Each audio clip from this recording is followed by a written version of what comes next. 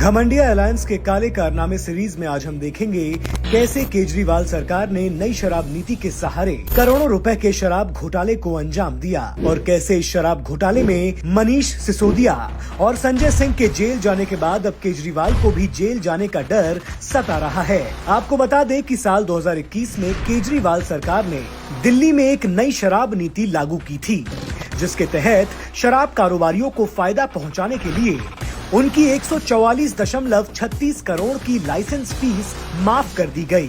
पूरी दिल्ली को 32 जोन में बांटा गया और हर जोन में 27 शराब की नई दुकानें खोल दी गई थीं। सभी शराब की दुकानों को प्राइवेट कर दिया गया, जबकि इस नीति से पहले दिल्ली में शराब की 60% दुकानें सरकारी और 40% प्राइवेट थीं।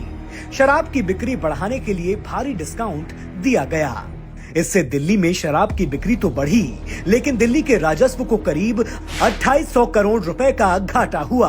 ईडी ने इस पूरे शराब घोटाले मामले में आम आदमी पार्टी पर करीब 100 करोड़ रुपए के लेन देन का आरोप लगाया है। दावा है कि इस पैसे को आप पार्टी ने गोवा विधानसभा चुनाव में अपने चुनाव प्रचार में खर्च किया था। इस घोटाले में अब तक मनीष सिसोदिया और संजय सिंह समेत करीब 14 लोगों की गिरफ्तारियां हो चुकी हैं, जो केजरीवाल सत्ता में आने से पहले कट्टर ईमानदारी की बड़ी बड़ी बात करता था। अब इसी शराब घोटाले में ईडी केजरीवाल से भी जल्द पूछताछ करने जा रही है।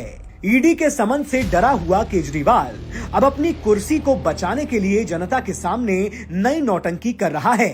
तो मुझे इस्तीफा देना चाहिए या मुझे जेल से सरकार चलानी चाहिए, इस बारे में मैं अलग अलग लोगों से सबसे चर्चा कर रहा हूं। शराब घोटाला और अब तक इसमें हुई आप पार्टी के हाई प्रोफाइल नेताओं की गिरफ्तारी बताती है कि केजरीवाल के पास दिल्ली के लिए ना तो कोई विजन है और ना ही काम करने की नीयत। इसका मकसद है तो सिर्फ जोड़ तोड़ की राजनीति करके घमंडिया अलायंस के सहारे देश की सत्ता तक पहुंचने का।